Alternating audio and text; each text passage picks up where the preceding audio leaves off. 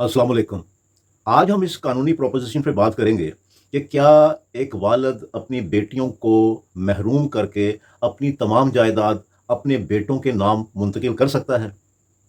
और इस सूरत में बेटियों का क्या कानूनी और शरई हक बनता है और वो क्या करें इस सूरत में? तो आज इस टॉपिक पे बात करेंगे। देखें, जायदाद 2 तरह की होती है। एक जायदाद वो होती है जो वरासत के ज़रिए वालिद को आई होती है, यानी उसको विरासत में मिली होती है वो जायदाद।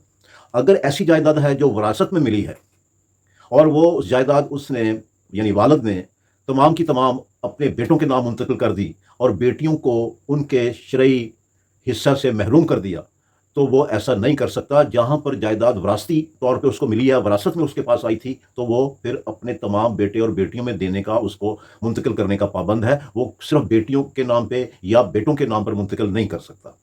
तो सब वारसान को, जितने भी उसके बेटे-बेटियाँ हैं, सबको जो उनका शरई हिस्सा बनता है, उसके मुताबिक वो उनको मुंतकिल करेगा। तो ये तो वो सूरत है अगर जायदाद उसको विरासत में मिली थी। दूसरी सूरत ये है कि अगर जायदाद उसने यानी वालिद ने अपनी ज़ाती कमाई से खरीदी है, तो उस सूरत में आम तौर पर तो यही समझा जाता है कि ऐसी जायदाद को उसे मुंतकिल करने का उसको पूरा हक है कि वो जिस बेटे के नाम चाहे मुंतकिल कर दे और बेटियों को अगर चाहे तो महरूम कर दे।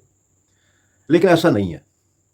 अदालतें, हमारी हाई कोर्ट्स और सुप्रीम कोर्ट इस तरह की मुंतकली को भी बहुत गहरी नज़र से और बहुत क्रिटिकल एंगल से देखती हैं कि अगर ये जायदाद उसकी ज़ाती थी और उसने सिर्फ अपने बेटों के नाम मुंतकिल कर दी, तो वो किन हालात व वाक़यात में बेटों के नाम पे मुंतकिल की गई और वो क्या हालात व वाक़यात थे कि उसने अपनी बेटियों को ऐसी जायदाद के हिस्से से उनको महरूम रखा।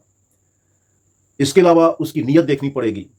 ये भी देखना पड़ेगा कि क्या उसने ये अगर ये जायदाद हिबा की है अपने बेटों को, बेटियों को महरूम करके, तो क्या हिबा के तमाम जो कानूनी और शरई तकाज़े हैं वो पूरे किए? डिक्लेरेशन यानी ऐलान किया इस बात का कि मैं ये जायदाद अपने बेटों को दे रहा हूँ। तमाम जो भी वारिस थे, उन तक ये बात पहुँचाई, उन तक ये इत्तला पहुँचाई कि ये जो जायदाद है वो मैं सिर्फ़ अपने बेटों को दे रहा हूँ और बेटियों को महरूम कर रहा हूँ। क्या उस जायदाद का कब्ज़ा बेटों को दिया? और क्या अकॉर्डिंग टू द लॉ उस जायदाद जो भी थी उसका जो हिब्बा उसने तैयार किया उसको प्रॉपर रजिस्टर करवाया? और जब ये हिब्बानामा लिखा गया, जो गवाह थे, उनको क्या पता था इस सारी सूरत हाल का कि ये क्या हो रहा है कि बेटियों को महरूम करके जायदाद बेटों के नाम पर दी जा रही है? तो इसके पीछे क्या नीयत थी? क्या गवाहों को इस सारी सूरत हाल का पता था कि वो सिर्फ़ उनसे ये कहा गया कि जी इस हिब्बानामे पे सिर्फ़ दस्तखत कर दें? उनको पता ही नहीं कि वो किस चीज़ पे दस्तखत कर रहे हैं, किस दस्तावेज़ पे दस्तखत कर रहे हैं। बाद दफ़ा ये भी होता है कि गवाहों को पता ही नहीं होता कि हम किस दस्तावेज़, इसके अंदर इस दस्तावेज़ में लिखा क्या हुआ है। वो दस्तखत उसे कह देते हैं कि जी इस पे दस्तखत कर दें, तो वो दोस्ती में, रिश्तेदारी में लोग दस्तखत कर देते हैं। तो गवाहों को भी असल में पता होना चाहिए कि इसके पीछे नीयत क्या है और ये क्यों बेटों को हिबा की जा रही है और बेटियों को क्यों महरूम किया जा रहा है। कोर्ट ये देखेगी कि जब ये हिबा किया जा रहा था बेटों के नाम पे और बेटियों को महरूम रख के, तो उस वक़्त उस वालिद की ज़हनी और जिस्मानी हालत क्या थी? क्या वो ज़हनी तौर पर या जिस्मानी तौर पर किसी कंपल्शन का, किसी दबाव का शिकार तो नहीं था? किसी अज़ियत का शिकार तो नहीं था? किसी मर्ज़ का शिकार तो नहीं था? ऐसे हालात व वाक़यात में से तो नहीं गुज़र रहा था कि वो मजबूर कर दिया गया उसे? मोहब्बत में भी मजबूरी होती है, मोहब्बत भी मजबूर कर देती है, तो वो भी नहीं चलता अदालतों में। बेटे ये कहें कि जनाब बड़ा हमारे साथ बड़ा उनको मोहब्बत थी इसलिए उन्होंने सिर्फ़ हमारे नाम पे कर दी, तो क्या बेटियों से नफ़रत करता था वो?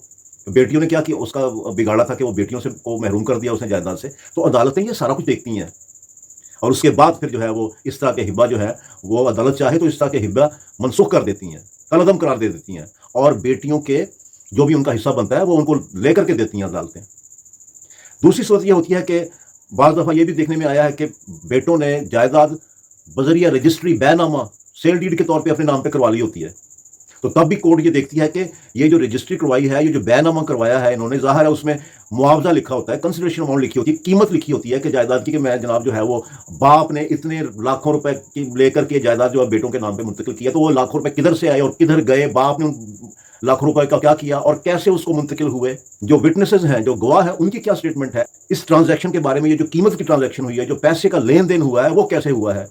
किधर गया वो पैसा बाप का, जो बाप को दिया गया? बाप बेटे यही कहेंगे ना कि जी हमने तो खरीद लिया ये जायदाद।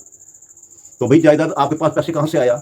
और फिर आपने वो रकम जो अपने वालिद को मुंतकिल की वो किधर गई? कोर्ट वालिद का बैंक अकाउंट मंगवा लेती है।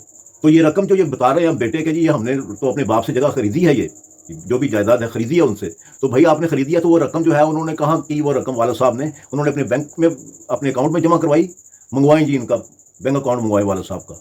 तो बहुत सारी चीज़ें कोर्ट देखती है। ऐसे नहीं हो जाता कि अपना कि जी बेटों के नाम पे मुंतकिल होगी और बेटे कहेंगे जी अपनी मर्जी से हमारे नाम पे ये जायदाद हिबा कर दी है या हमने खरीद लिया उनसे और बेटियों को महरूम कर दिया है। ऐसा नहीं है। बेटियां अगर चाहें तो ऐसी जायदाद की मुंतकली को, चाहे वो हिबानामा की सूरत में हुई है या वो सेल डीड बैनामा की सूरत में हुई है, उसको चैलेंज कर सकती हैं और अपना हिस्सा क्लेम कर सकती हैं। इसलिए मैं ख़वातीन से ये अर्ज़ करना चाहता हूँ कि अगर आप समझती हैं कि आपके भाइयों ने आपके साथ ज़्यादती की है, आपके वालिद साहब ने आपके साथ ज़्यादती की है और जायदाद जो है वो आपको महरूम करके सिर्फ बेटों के नाम पे मुंतकिल कर दी है, तो आप ऐसी ट्रांजैक्शन को, ऐसी जायदाद की मुंतकली को अदालत में बहुत अच्छे तरीके से चैलेंज कर सकती हैं। इसके लिए आप मुझसे रब्ता कर सकती हैं। मैं आपको बताऊँगा कि आपने कैसे जो है वो अदालत में केस फाइल करना है, किन ग्राउंड्स पे केस फाइल करना है। मेरा नाम है Agha Zafar advocate. I am from Lahore. अस्सलाम वालेकुम।